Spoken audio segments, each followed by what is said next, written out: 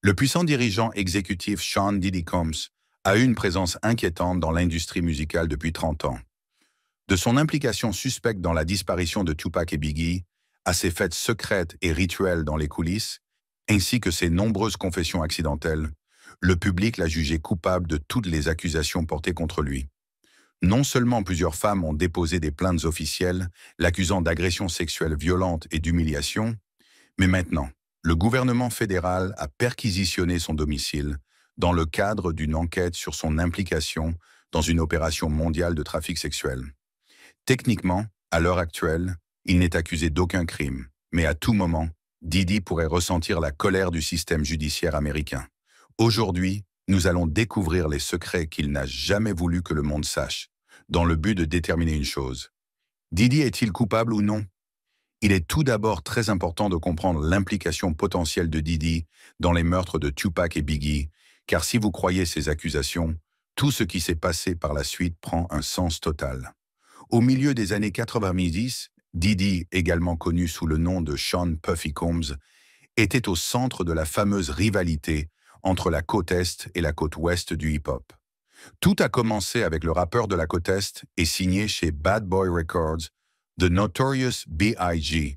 Contre son ennemi, le rappeur de la côte Ouest est signé chez Death Row Records, Tupac Shakur. Cela s'est terminé par l'assassinat des deux lors de fusillades en voiture. Le meurtre de Biggie reste non résolu à ce jour, mais en 2023, nous avons appris que Keffe D était le commanditaire du groupe de personnes qui ont tué Tupac. Bien que nous ne connaissions pas les détails précis des raisons pour lesquelles ces deux légendes du rap ont été tuées, toutes les théories, les informations clés et les récits de première main des amis et des témoins des deux meurtres indiquent que Sean Combs aurait eu une implication dans les deux meurtres. Biggie et Tupac étaient amis et se respectaient mutuellement au début. Tupac avait commencé à rapper en 1991 et, en 2 ans, avait déjà obtenu un album certifié platine. Biggie, lui, était un dealer de crack qui enregistrait des freestyles pour s'amuser jusqu'à ce que quelqu'un envoie ses bandes à Puffy, qu'il a signé chez Bad Boy Records pour 25 000 $. Puffy a également utilisé son statut dans l'industrie musicale pour mettre en relation Biggie et Pac. Pac est devenu un mentor pour Biggie. Un jour, il lui a même demandé d'être son manager. « J'étais là, je l'ai formé, il était sous mes ordres comme mon lieutenant. Il venait à New York et je lui permettais de monter sur scène avant moi. Personne ne le connaissait à New York. » Pac croyait que Biggie l'avait utilisé comme modèle. Il a changé tout son style, sa personnalité et sa musique pour s'aligner davantage avec Tupac. Beaucoup ont spéculé que Diddy avait également une légère obsession pour Tupac. Il s'est mis à porter du Versace après que Tupac l'ait fait en premier. Il s'est également impliqué avec des femmes après que Tupac soit sorti avec elles. Sarah Chapman, qui fréquentait Tupac dans les années 90, est maintenant la mère de l'un des enfants de Diddy. Les déclarations de Tupac ont pris tout leur sens récemment, lorsque l'Internet a découvert que le plus grand succès de Biggie, Juicy, avait en réalité été volé à un artiste originaire du Mississippi nommé Notorious Bone, qui avait sorti une chanson intitulée Big Daddy 1 an avant Juicy et qui sonnait exactement pareil. Est-ce une coïncidence que Notorious Bone et Notorious B.I.G. étaient des noms si similaires et que la chanson de Bone s'appelle Big Daddy alors que Biggie a commencé à se faire appeler Big Papa? Beaucoup de gens pensent que cela résulte d'une stratégie orchestrée par Diddy qui, en tant qu'expert de l'industrie musicale, savait comment repérer les talents et identifier un tube avant tout le monde. Il croit que Puffy aurait ordonné à son artiste de s'inspirer, voire de voler Notorious Bone, et que Biggie faisait confiance à son patron et mentor. La rivalité entre Pac et Biggie a commencé comme une simple compétition musicale, qui avait le plus de ventes, le meilleur style vestimentaire, la meilleure représentation médiatique et la plus grande influence culturelle. Mais avec l'essor du gangsta rap dans le mainstream et le fait que les deux étaient entourés de véritables gangsters, les tensions ont rapidement dégénéré en un conflit mettant leur vie en danger. En novembre 1994, Tupac se rendait à Quad Studios à New York pour enregistrer de la musique. Par coïncidence, Biggie était aussi sur place pour enregistrer avec Junior Mafia, un groupe de 4 amis d'enfance. Puffy était également présent, car Biggie était son artiste, et tout ce que Biggie écrivait ou enregistrait appartenait techniquement au label Bad Boy. Apparemment, un homme nommé Jimmy Henchman, qui purge aujourd'hui une peine de prison à vie, planifiait un vol contre Tupac, car ce dernier lui devait de l'argent. Beaucoup spéculent que Jimmy avait averti Puffy de ce qui allait se passer, mais que Puffy n'a rien fait pour l'arrêter. Lorsque Tupac est arrivé devant le studio, il a levé les yeux et a vu Lil Sis, le meilleur ami de Biggie, qui lui faisait signe depuis une fenêtre en haut. Tupac était ravi de le voir, car ils étaient amis. Sis lui a dit qu'il allait descendre le rejoindre dans le hall. Quand Tupac est arrivé dans le hall, des hommes ont tenté de le voler sous la menace d'une arme, ce qui a rapidement dégénéré en confrontation, et Tupac a été touché par 5 balles. Au cours du procès qui a suivi, Shakur a été à nouveau abattu, affirmant qu'il s'agissait d'une tentative de meurtre, bien que la police ait qualifié l'incident de vol. Pendant l'enquête, on pouvait voir Didi regarder autour de lui, la tête baissée, observant la situation. Il est important de noter qu'après avoir été abattu, Tupac est monté dans l'ascenseur pour rejoindre l'étage où se trouvaient des dizaines d'affiliés de Bad Boy.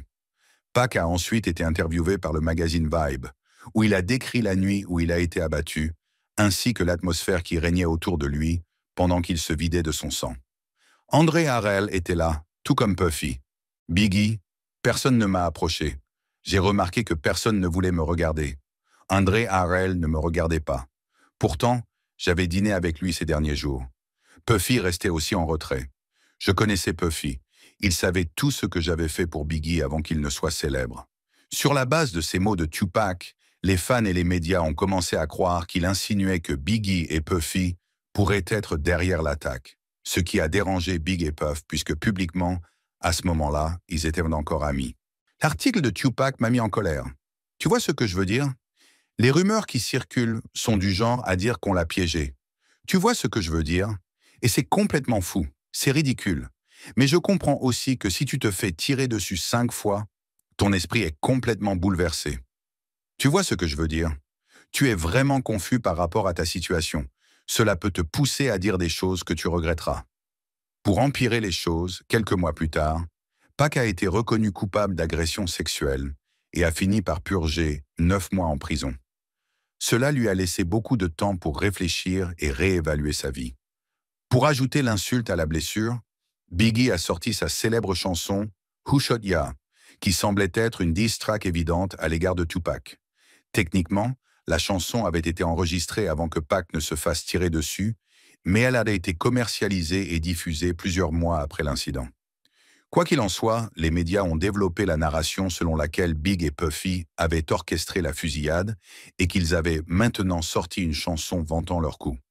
Les intentions de Puff étaient de créer du drame, comme l'a confirmé l'ancien président de Bad Boy Records. Biggie ne pensait peut-être pas que les paroles allaient être utilisées de cette manière, mais la façon dont la chanson a été commercialisée par la compagnie et les événements qui se sont enchaînés à ce moment-là, ce morceau a fait exactement ce qu'il était censé faire. C'est un parfait exemple de la manière dont mon ancien partenaire commercial fonctionne et réfléchit. Pac, qui était déjà en prison, pensait qu'il l'avait trahi, et la sortie de cette chanson était toute la preuve dont il avait besoin. Mais ce n'était pas la seule fusillade dans laquelle Puffy était impliqué. Il est aussi important de noter que Tupac a signé avec Death Row Records alors qu'il était encore en prison, après que le propriétaire du label, Suge Knight, lui ait promis d'utiliser son argent pour le faire libérer. Alors qu'ils étaient en train de négocier la libération de Pac, Suge Knight et son meilleur ami, Jake Rubble, également connu sous le nom de Big Jake, se trouvaient au Platinum Night Club à Atlanta. Suge a confronté Puffy dans le club et l'a étranglé. Le garde du corps de Puffy, Anthony Wolf Jones, est intervenu pour le défendre, et les choses ont dégénéré. Tout à coup, des coups de feu ont été tirés, et l'ami de Suge, Big Jake, a été abattu et tué. On n'a jamais confirmé si Wolf avait tiré sur Jake, mais Suge tenait Puffy pour responsable de l'attaque, ce qui était suffisant pour déclencher une guerre entre les deux dirigeants. Petite parenthèse. Récemment, des fans ont remarqué que le fils biologique aîné de Puffy, Justin Combs, ressemble beaucoup à Wolf. Comment se fait-il que ton fils ressemble plus à ton meilleur ami qu'à toi? Quoi qu'il en soit, en octobre 1995, Tupac est sorti de prison et il voulait la guerre. Je n'ai aucune peur. Je n'ai que de l'ambition. Et je veux ce qui m'appartient. Je ferai tout pour protéger et nourrir ma famille. Et ces types représentent une menace. Pac est sorti de prison et a immédiatement commencé à narguer et à comploter contre Bad Boy Records autant que possible. Quelques jours après sa libération, il est entré en studio pour enregistrer son prochain album, All Eyes on Me, et a parlé des titres attendus. Two of America's Most Wanted, avec Snoop. Ça va être un gros morceau. Shoot 'em Up va être un succès. Et Wonder Why They Call You Beyond, avec Faith, ça va aussi faire sensation. Il mentionne Faith, alias Faith Evans, qui était mariée à Biggie depuis plus d'1 an à ce moment-là. Imaginez que votre femme entre en studio avec votre plus grand ennemi 1 semaine après sa sortie de prison. Pac a également été aperçu avec Faith Evans à la soirée de lancement de l'album de Whitney Houston. La rumeur veut que Biggie ait trompé Faith et qu'elle cherchait à se venger en trompant Biggie avec Pac. On raconte aussi que Pac aurait commencé à flirter avec Mary J. Blige, une amie proche et associée de Puffy. Ensuite, en 1995, Death Row Records a organisé une fête de Noël où un proche ami de Puffy, Marc Anthony Bell, a été impitoyablement battu et forcé à boire de l'urine après avoir refusé de donner l'adresse de la mère de Puffy à Suge.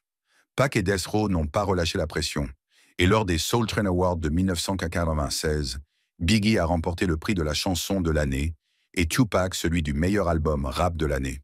Après avoir reçu son prix, Biggie a pris des photos en coulisses avant de quitter l'événement pour se rendre à l'aéroport, et c'est à ce moment-là que Pac et Suge sont arrivés en Hummer pour les provoquer.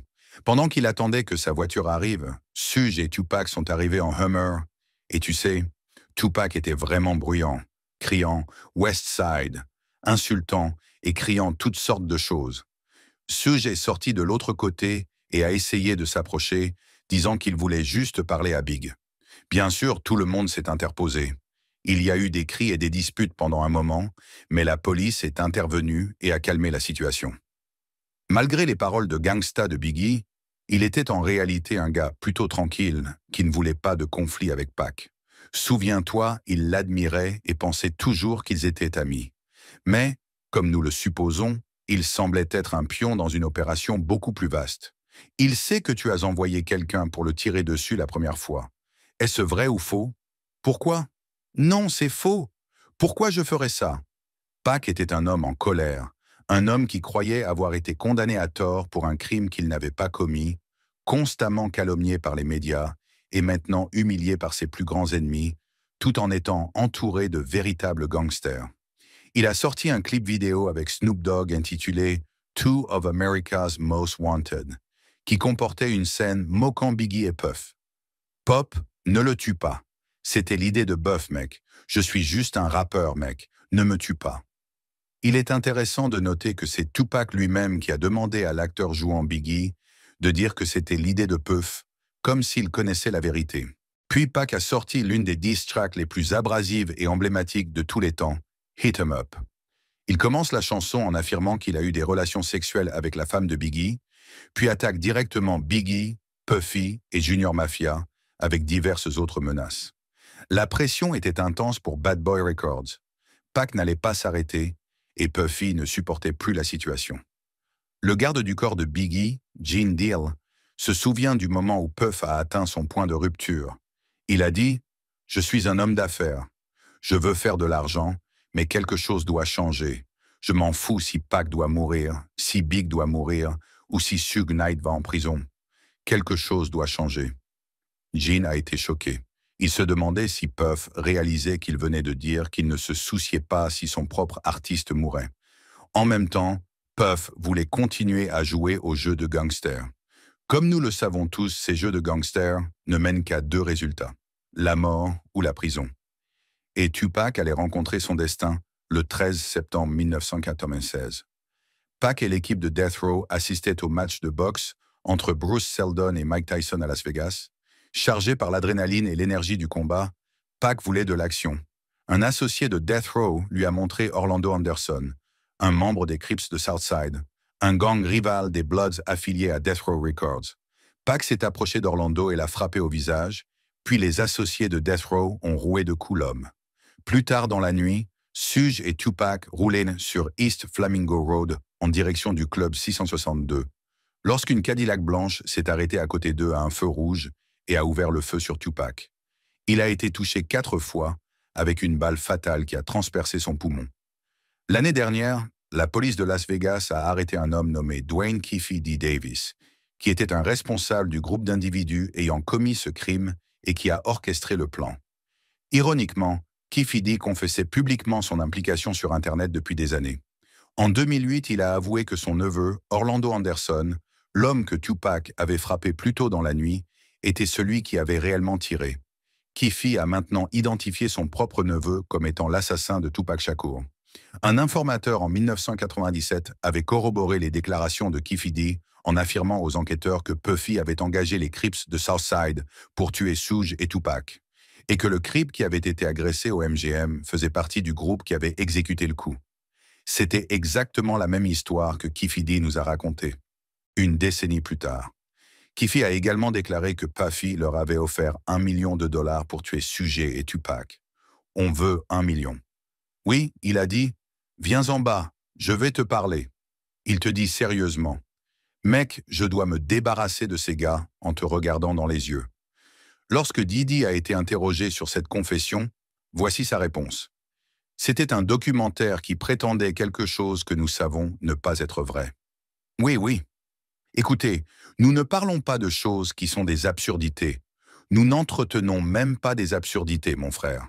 Donc, on ne va même pas y aller avec tout le respect que je te dois, mais je t'apprécie en tant que journaliste de poser la question. Merci. Comme on peut l'imaginer, Death Row cherchait probablement à se venger du meurtre de Tupac. Tout le monde chez Bad Boy Records savait qu'il n'était pas en sécurité, surtout en Californie du Sud. À Los Angeles, un ponte appelé Gene Deal, le garde du corps de Diddy, a averti qu'un contrat était mis sur Biggie à L.A. Ce type a fait 26 ans de prison fédérale en tant que ponte. Il m'a appelé pour sauver la vie de Big et leur dire de ne pas aller nulle part. Il y a un contrat sur lui. Tu obtiens cette information d'un ponte, Chaz Williams.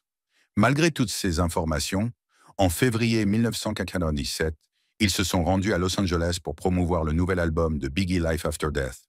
Puffy voulait également enregistrer une partie de son album No Way Out à L.A. Lil Cease, le meilleur ami de Biggie, affirme que Big voulait être à L.A. S'il disait de partir, on partait. S'il restait, on restait. Big voulait rester. Je dis toujours aux gens, pourquoi tout le monde demande toujours pourquoi vous êtes resté si longtemps ou pourquoi vous ne lui avez pas dit de rentrer chez lui? Il est le patron. On est ici à cause de lui et s'il pense qu'il n'y a pas de menace et qu'il veut rester ici, c'est notre devoir de rester avec lui. Biggie ne provoquait pas la côte ouest. Il aimait vraiment être à L.A. Il recevait beaucoup d'amour de la part des fans, des promoteurs, des animateurs radio, malgré le fait d'être entouré de ses ennemis. Au lieu de revendiquer la victoire dans sa rivalité avec Tupac, Biggie voulait utiliser sa vie pour inspirer le changement et mettre fin à la guerre entre la côte Est et la côte Ouest. La vérité est que, au fil des années, Puffy et Biggie s'étaient fait tellement d'ennemis qu'ils ne savaient pas vraiment qui étaient leurs véritables ennemis, mais ils ont surestimé leur accueil dans la Cité des Anges et la chute de Biggie est survenue le 9 mars 1997. Après avoir remis un prix lors des Soul Train Awards de 1997, l'équipe de Bad Boy a assisté à l'after party organisé par le magazine Vibe au Peterson Automotive Museum. Biggie a quitté la fête en tant que passager avant d'un Chevrolet Suburban SUV avec Puffy et d'autres membres de l'entourage dans une voiture qui les précédait.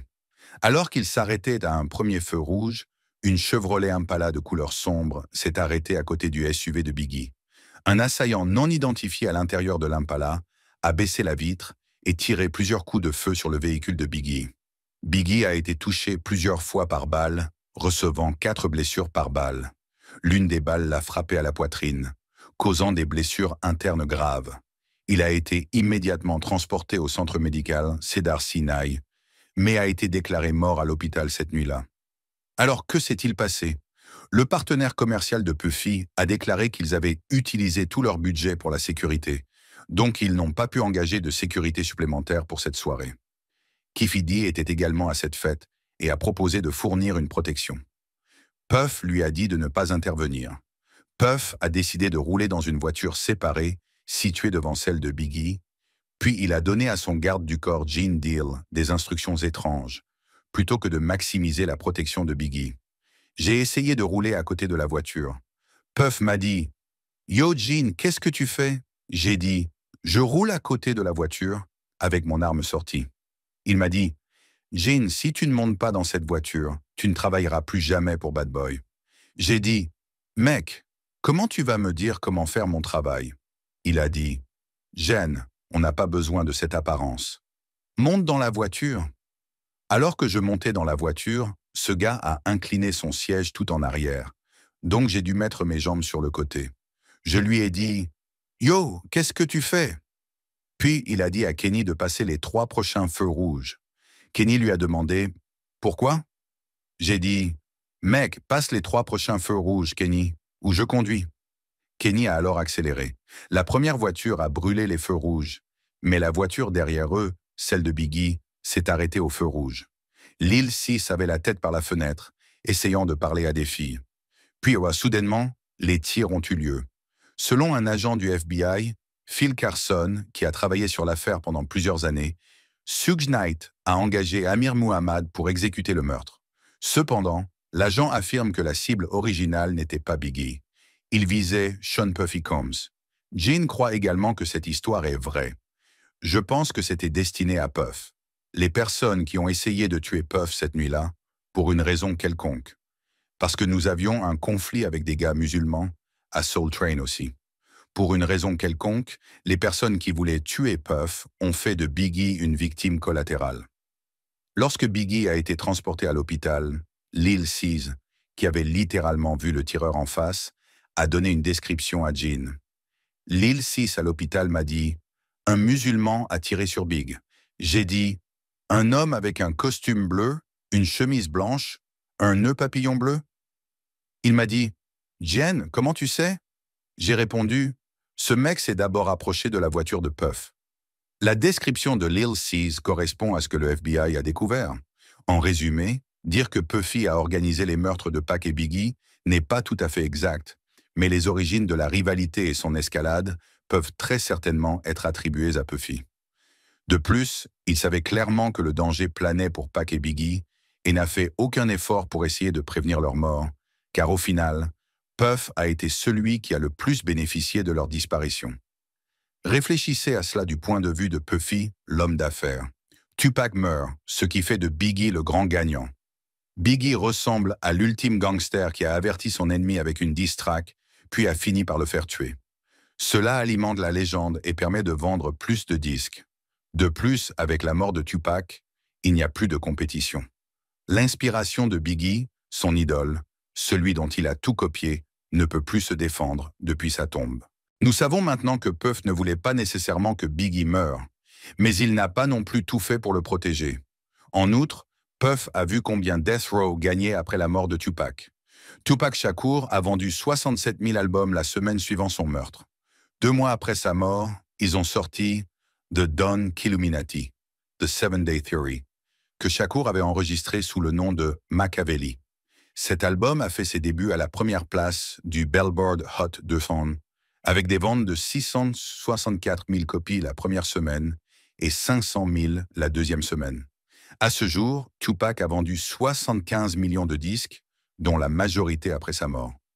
Puffy possédait tous les droits d'édition de Biggie. Il les aurait achetés à Biggie pour 200 000 $ des années avant sa mort, ce qui signifie que tout ce qu'il a enregistré ou écrit, que ce soit pour lui-même ou pour d'autres artistes, Puff possédait la totalité des droits de Biggie. En plus des dizaines de millions de dollars générés par les albums posthumes de Biggie, il était également un auteur prolifique. Il a écrit tout l'album de Junior Mafia. Il a écrit pour Lil Kim, Maze, Craig Mack, sans oublier chaque fois que ses morceaux ont été samplés au fil des ans. Diddy a gagné de l'argent sur Biggie pendant plus d'années que Biggie n'a vécu. Il y avait même des soupçons que Biggie était conscient du contrôle que Puffy avait sur sa musique et avait essayé de transférer tous ses nouveaux morceaux à sa fille encore bébé, mais il est décédé avant de pouvoir conclure les accords commerciaux. La mère de Biggie, Valetta Wallace, a exprimé à plusieurs reprises sa méfiance envers Diddy.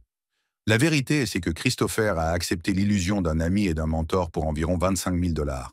C'est la somme avec laquelle Puffy a appâté mon fils. C'était beaucoup d'argent pour Christopher à l'époque, quand il avait 19 ans.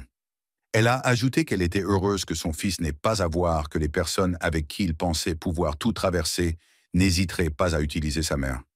Je suis heureuse qu'il ne soit pas là pour voir comment ils ont utilisé son image et son nom.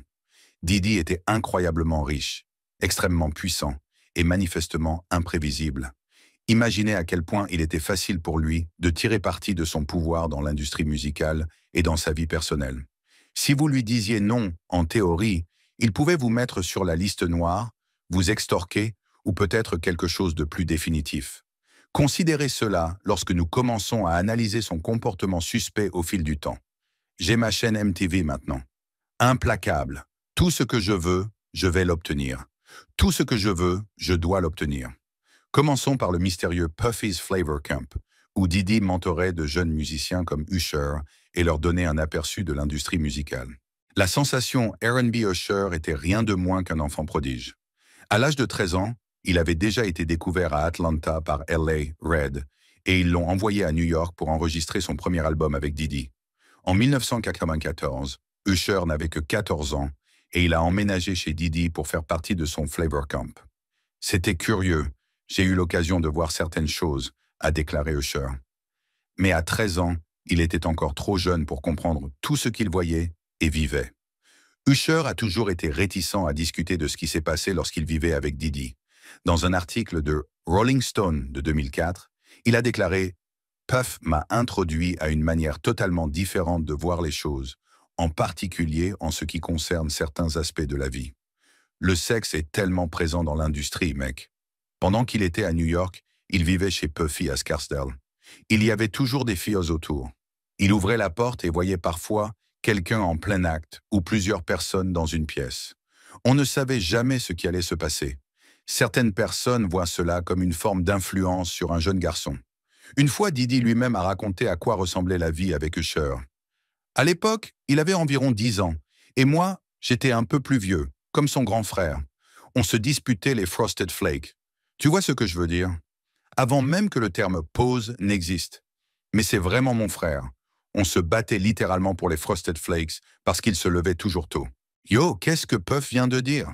Même si Kevin Hart plaisantait, il était vraiment le seul à sembler se poser des questions sur ce que Diddy racontait, mais Usher semblait un peu mal à l'aise.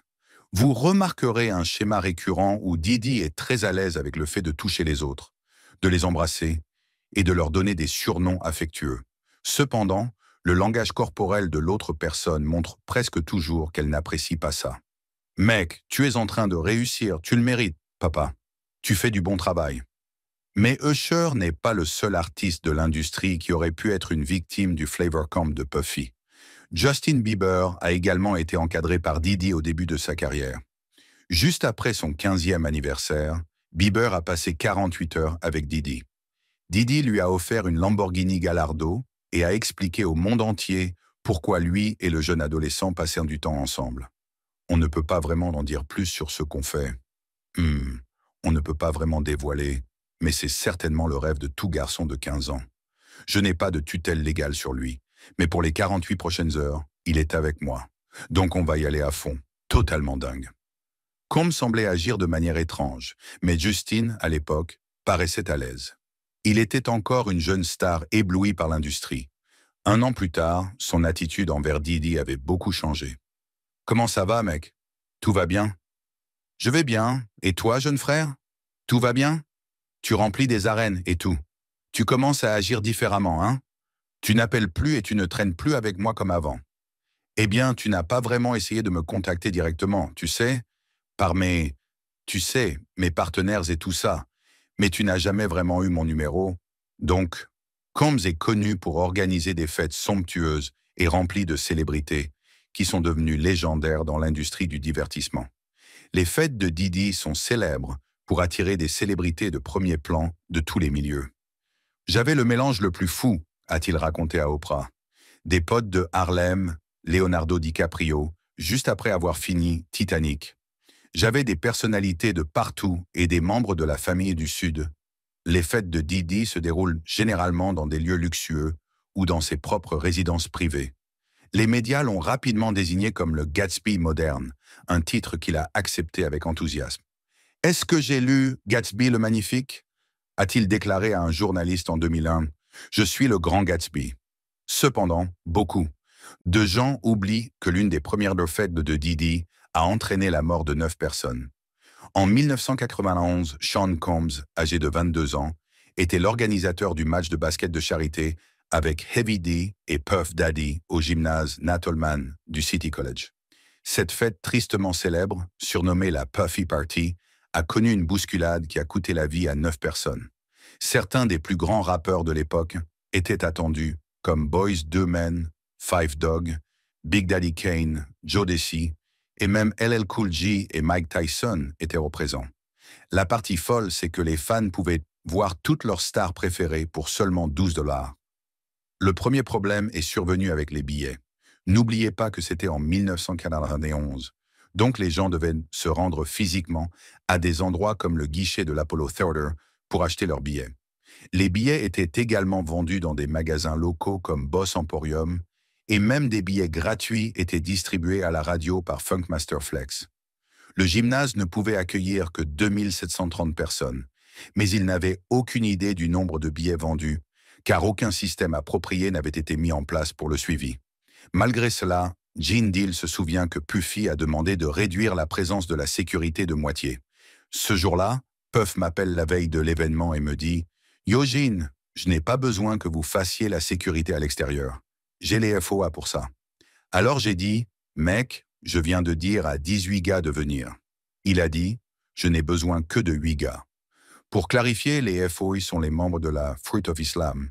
Un témoin de l'événement a déclaré « On ne peut pas organiser un événement comme ça à Harlem sans ces musulmans », a dit Oscar Davis, 32 ans, du Bronx. « Oubliez la police. Ils ne peuvent ne rien faire.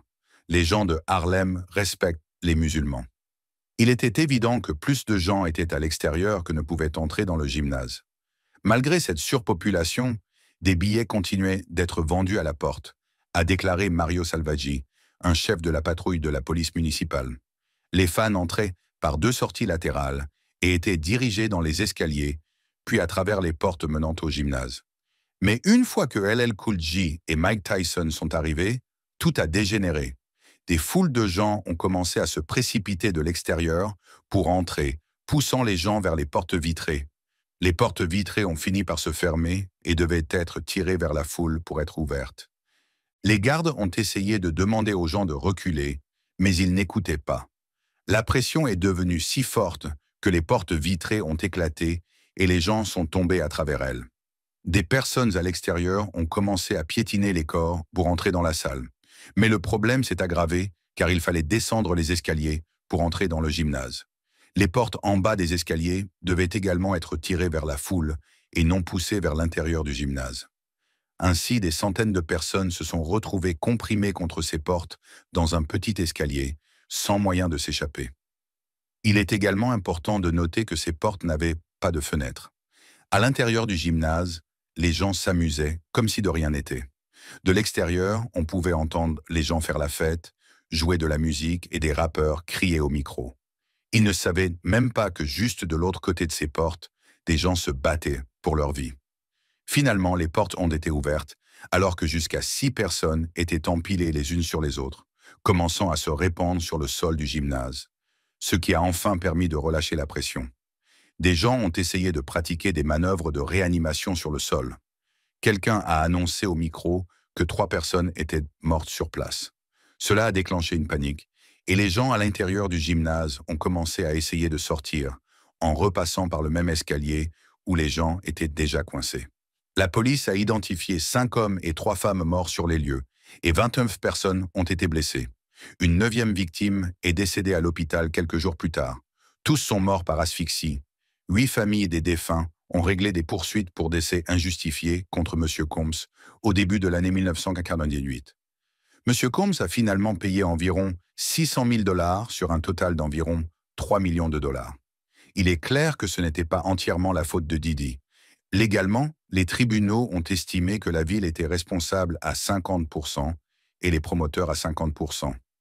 Quoi qu'il en soit, Une énergie sombre semblait entourer Didi depuis ses débuts. À partir de là, il a cessé d'organiser des fêtes publiques et a commencé à les rendre privées. Cependant, au fil des années, des rumeurs troublantes ont circulé concernant ce qui se passe lors des fêtes de Didi, allant de rituels sexuels de groupe à des pratiques de casting canapé, où les nouveaux venus assureraient leur avenir dans diverses industries. La plus grande rumeur est que les jeunes talents masculins devaient satisfaire d'autres hommes puissants pour faire avancer leur carrière. Apparemment, c'est un secret bien connu dans l'industrie musicale, ce qui explique pourquoi Shannon Sharpe a éclaté de rire quand Cat Williams a dit « Parce que P. Diddy veut un corps et il faut lui dire non. Il faut lui dire non. Moi, je l'ai fait. » Diddy a 6 enfants biologiques avec 3 femmes différentes. Il a eu plusieurs relations très médiatisées avec des célébrités comme Jennifer Lopez, Naomi Campbell et Cassie. Cependant, vous remarquerez que la plupart des histoires de fêtes qui circulent l'impliquent entouré d'hommes. Josh Ostrovsky, connu sous le nom de The Fat Jewish sur les réseaux sociaux, a raconté son étrange expérience à une fête de Diddy. Je prenais de l'ecstasy et je cherchais les toilettes. Je n'arrivais pas à les trouver, donc j'ouvre une porte et là, je vois un groupe d'hommes allongés ensemble, un peu comme s'ils étaient en train de se câliner, appuyés sur leurs coudes, comme si c'était le prélude à une orgie. Et il ajoute « Et qui est là, allongé directement devant moi ?» Puff Daddy et Félix the Housecat, le célèbre producteur de Music House. Ils étaient en train de partager un verre de Hennessy. Josh, qui est un homme gay, a immédiatement eu l'impression d'être dans une pièce remplie d'autres hommes gays. Cependant, il n'y avait aucune accusation formelle ni de preuve accablante. Cela aurait pu être simplement un groupe d'hommes en train de se détendre. Voyons maintenant ce que le rappeur Xzibit a raconté sur son expérience lors d'une fête avec Diddy en Floride. On a été invité à une fête de Puffy, la fête du Nouvel An. Après, il nous invite chez lui avant d'aller en boîte. Puffy m'appelle dehors et me dit « Mec, cette fille, tu sais, c'est le diable. » J'ai dit « Qu'est-ce que tu veux dire par là ?»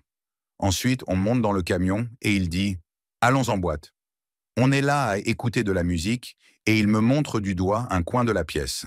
Il y a 2 mecs qui s'embrassent. Et je me dis « Qu'est-ce que c'est que ça ?» Puis il me montre un autre endroit et il y a un autre type complètement nu. On est parti vite fait. D'après le récit de Xzibit, il semble que Diddy l'ait emmené dans un club gay. Ou peut-être que par coïncidence, Xzibit n'a remarqué que les 2 seuls couples gays dans une boîte normale. 50 Cent se souvient également de l'une des premières fois où il a rencontré Diddy. Mec, il me dit qu'on doit traîner ensemble. Il me dit « Yo, pourquoi on n'irait pas faire du shopping ou un truc du genre? Je paierai. » J'étais là comme « Qu'est-ce qu'il vient de dire ?» Mon pote, Puff est un peu bizarre, crois-moi. Maintenant, il ne fait aucun doute que l'homophobie a toujours été présente dans le hip-hop. Cependant, certaines personnes ne sont tout simplement pas gays et les actions de Diddy les mettent pas mal à l'aise, comme les rappeurs Fabolous et Jadakiss qui se sont retrouvés dans une situation très gênante lors d'un podcast avec Diddy. Ça a rapidement tourné au malaise. Il a commencé par appeler l'animateur Nori Daddy à plusieurs reprises. « J'aime quand tu es comme ça, Daddy. Daddy, j'aime quand tu galères et que tu fais des trucs. » Puis il a demandé à Fabolous pourquoi il ne voulait pas faire la fête avec lui. « Tu t'en souviens? Est-ce que tu t'es souvenu de moi? Est-ce que je t'ai manqué, mec? Parce que je veux dire, il me semble que tu m'as manqué à mon anniversaire, mec. Pourquoi tu n'as pas voulu faire la fête avec moi pour ton anniversaire, mec? » Fabolous, visiblement mal à l'aise, a répondu « On a déjà fait la fête pour mon anniversaire. Tu es venu à ma soirée. » Mais Diddy a insisté « Non, mais toi et moi, on n'a jamais vraiment fait la fête ensemble. Tu sais ce que je veux dire. » Pendant ce temps, Jadakiss gardait la tête baissée presque tout au long de l'interview, manifestement mal à l'aise. Lorsque Diddy a été interrogé à ce sujet, voici ce qu'il a répondu. « J'aime quand tu galères et que tu fais des trucs, Daddy. » Après toutes ces blagues, rumeurs et secrets, personne n'avait jamais parlé publiquement contre Diddy ni l'accusé d'agression ou d'abus, jusqu'en 2019, lorsque son ex-petite amie Gina Huynh a parlé publiquement de ce que c'était que d'être en couple avec lui. Il faut garder à l'esprit que Gina était une petite amie cachée, car la relation publique de Diddy était avec Cassie Ventura, avec qui il était en couple par intermittence, depuis une décennie. Il m'a surprise en train d'envoyer des textos à un autre homme. Nous étions dans son dressing et il m'a poussé Je suis tombé par terre. Il s'est tenu au-dessus de moi, évitant mon visage, mais il a commencé à me frapper sur le côté de la tête, et je me couvrais le visage. Il m'a ensuite donné un coup de pied dans le ventre, ce qui m'a coupé le souffle. Je ne pouvais plus respirer. Je le suppliais d'arrêter.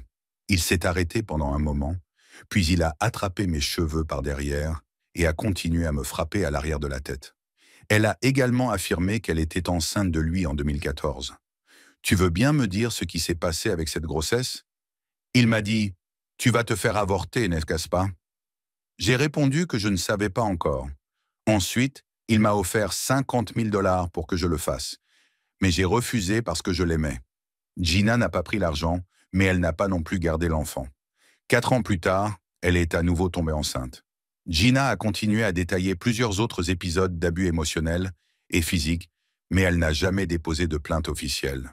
Ce n'est qu'en novembre 2023 que quelqu'un a finalement porté plainte officiellement contre Diddy. Après cela, les vannes se sont ouvertes et le passé sombre de Sean Combs a commencé à sortir de l'ombre. Dans la plainte, Cassie Ventura, son ancienne petite amie de longue date, a accusé M. Combs de viol et d'abus physiques répétés sur une période d'environ 10 ans. Comme on pouvait s'y attendre, cette plainte et ces allégations sont rapidement devenues virales. Après toutes ces années de rumeurs louches, de comportements étranges et de secrets sombres, le monde entier semblait prêt pour la chute de Diddy. Ventura et Combs se sont rencontrés en 2005 lorsqu'elle avait 19 ans et qu'il en avait 37. Il avait entendu une chanson qu'elle promouvait intitulée « Me and You ». Il a ensuite contacté Ryan Leslie, qui avait écrit le premier single de Cassie, et a mis en relation Bad Boy Records avec le label Next Selection de Leslie pour la sortie de l'album de Cassie. En août 2006, Cassie a sorti son album éponyme sous Bad Boy Records. Le duo a tissé des liens étroits en travaillant ensemble pendant plusieurs mois, Cassie devenant le visage de la marque de mode Sean John. En 2007, Diddy s'est séparé de sa partenaire de longue date, Kim Porter, et a commencé à sortir avec Cassie. Cassie a affirmé que Combs contrôlait presque tous les aspects de sa vie, de sa carrière à l'accès à ses dossiers médicaux personnels. Elle affirme qu'il était fréquemment violent, la frappant physiquement plusieurs fois par an, et qu'il la droguait régulièrement avec de grandes quantités de substances, ce qui rend des vidéos comme celle-ci, où Cassie semble se cacher de Diddy, particulièrement suspecte. Qu'est-ce que t'as à dire maintenant? Qu'est-ce que t'as à dire maintenant? T'as plus rien à dire. Il la met en scène sur Snapchat, disant « Allez bébé, il fait chaud dehors. Pourquoi tu es enveloppé dans cette couverture? Allons courir sur la plage. » Les documents judiciaires affirment que d'autres personnes travaillant avec M. Combs l'ont aidé à contrôler Mlle Ventura en réprimant sa musique si elle n'obéissait pas à ses ordres ou en aidant à dissimuler son comportement. Mais ce n'était pas seulement un contrôle mental. Il devenait également physiquement violent. Lors d'un incident à Los Angeles en 2009, les documents mentionnent que M. Combs est devenu furieux en voyant Mlle Ventura parler à un autre agent artistique. Il l'a alors poussée dans une voiture et lui a donné des coups de pied au visage à plusieurs reprises, causant des saignements. La plainte détaille également les demandes de Diddy pour que Cassie participe à ses nouvelles fantasmes sexuels, notamment le voyeurisme. Combs a forcé Ventura à avoir des relations sexuelles avec des travailleurs sexuels masculins dans différentes villes. Elle a affirmé qu'il regardait ces rencontres, se procurait du plaisir et les enregistrait. C'est cette accusation qui aurait probablement déclenché une enquête fédérale sur son implication dans le trafic sexuel de personnes. Selon la plainte, M. Combs appelait ces rencontres des freak-offs, qui impliquaient des déguisements comme des masques de bal masqués et de la lingerie. La poursuite continue de détailler certains des comportements les plus horribles, embarrassants et torturants que Diddy aurait commis. L'avocat de Combs, Benjamin Brafman, a répondu à la plainte en son nom, déclarant que M. Combs nie catégoriquement ces accusations offensantes et scandaleuses. Depuis 6 mois, M. Combs était confronté aux demandes persistantes de Mlle Ventura d'obtenir 30 millions de dollars sous la menace de publier un livre compromettant sur leur relation. Malgré leur démenti, la plainte a été réglée seulement 24 heures après avoir été rendue publique. Nous ne savons pas combien a été versé en raison de la gravité des accusations. Mais le public a supposé que Diddy avait probablement déboursé des dizaines de millions de dollars pour la faire taire. Alors que Combs pensait probablement avoir échappé indemne à la plainte de Cassie, une autre femme, nommée Lisa Gardner, a déposé une plainte le 23 novembre. Gardner a affirmé qu'elle et une amie avaient rencontré Combs et le chanteur-compositeur Aaron Hall lors d'un événement MCI Records en 1990 ou 1992. Elles sont retournées à l'appartement de Hall pour une after-party où elle a été incitée à boire davantage et forcée d'avoir des relations sexuelles avec Combs, qui aurait agressé elle et son amie. Dans une autre plainte déposée le même jour, Joy Dickerson Neal a allégué qu'en 1991, elle avait accepté à contre-cœur un rendez-vous avec Combs, qui l'aurait drogué intentionnellement et agressé sexuellement après leur dîner. Didi a nié les allégations par l'intermédiaire d'un porte-parole qui a affirmé que les revendications de ces femmes étaient fabriquées et les a accusées d'exploiter la loi des survivants adultes.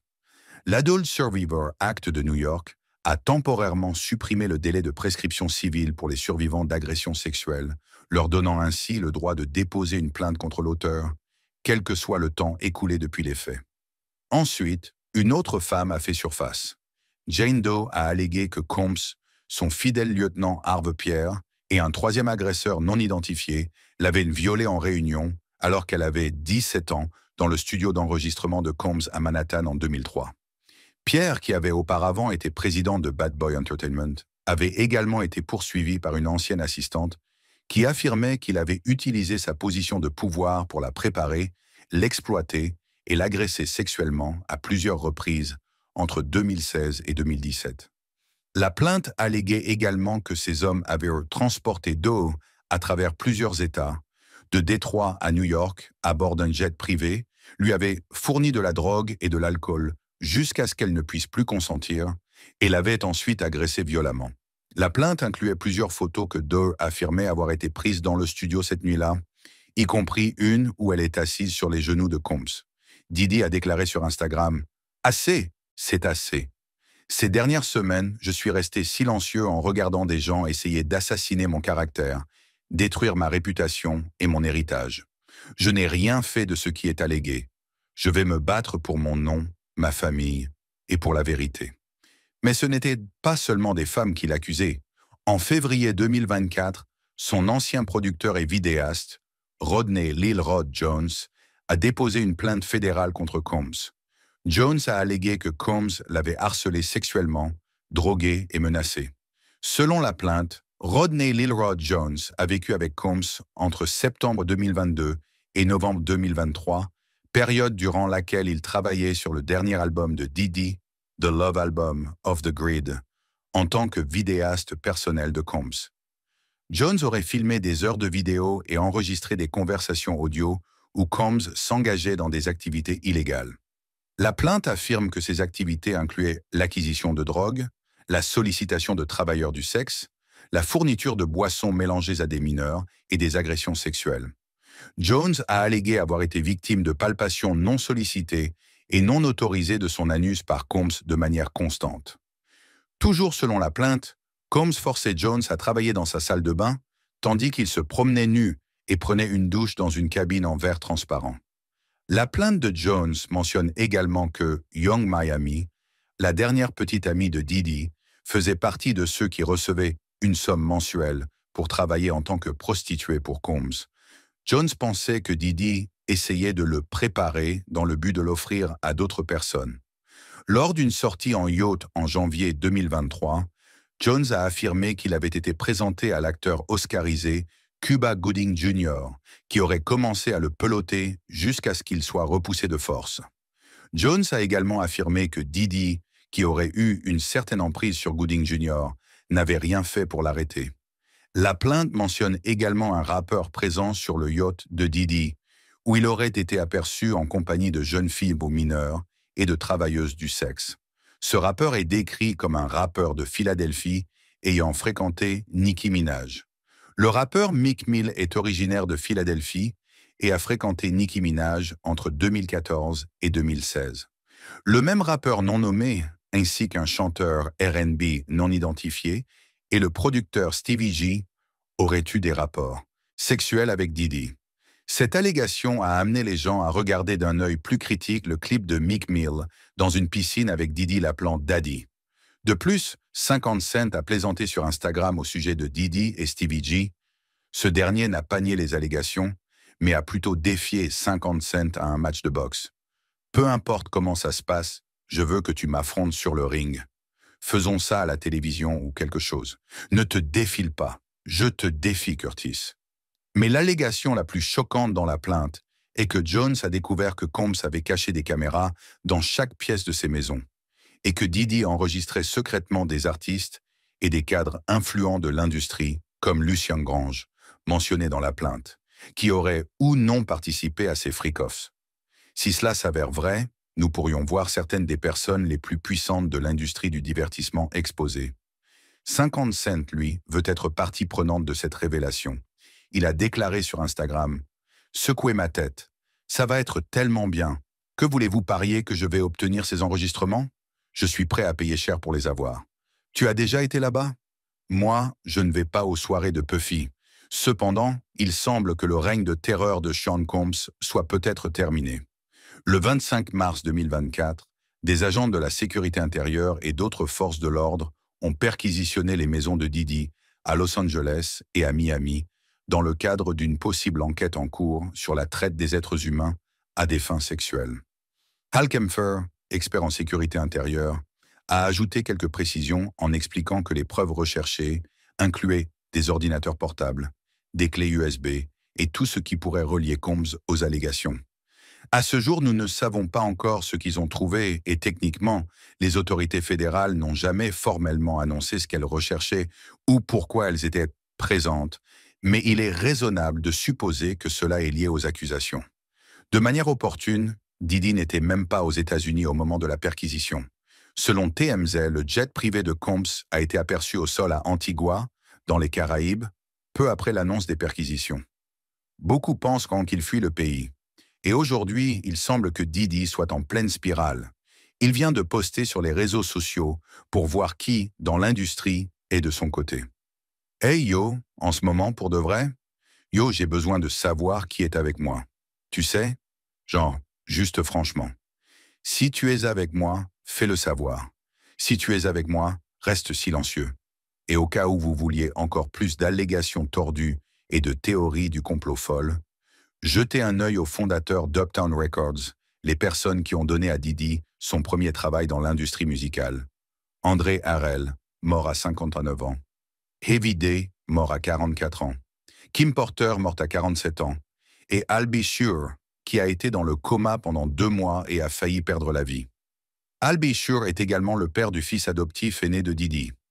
Al B. Sure a eu un enfant avec Kim Porter avant qu'elle ne le quitte, se marie avec Diddy et ait des enfants avec lui. Al B. Sure a récemment essayé de renouer avec son fils aîné, espérant qu'il quitte Diddy et revienne à la maison. Et lorsqu'il est sorti de son coma, il a fortement insinué que Diddy était derrière cela. Nous allons produire l'histoire de la vie d'Al B. Sure. Alors, accrochez-vous à vos richesses et vous comprendrez vraiment comment j'ai fini dans un coma. Vous devrez vraiment appeler la sécurité intérieure. Maintenant, pourquoi Diddy voudrait-il que les personnes qui l'ont introduit dans l'industrie musicale soient toutes mortes? Je ne sais pas. Votre hypothèse est aussi bonne que la mienne. Mais il semble que presque toutes les personnes autour de Sean Combs, tout au long de sa carrière, soient mortes, soit tombées dans l'oubli, ou aient parlé de ses manières diaboliques. Et pourtant, rien de mal ne semble jamais lui arriver. Il devient juste de plus en plus riche et couronné de succès. Est-ce une coïncidence? Peut-être. Mais pour l'instant, nous devrons attendre de voir comment tout cela se déroule. D'après tout ce que vous avez appris dans cette vidéo, vous pensez probablement qu'il est ce coupable. Mais à l'heure actuelle, il est innocent jusqu'à preuve du contraire.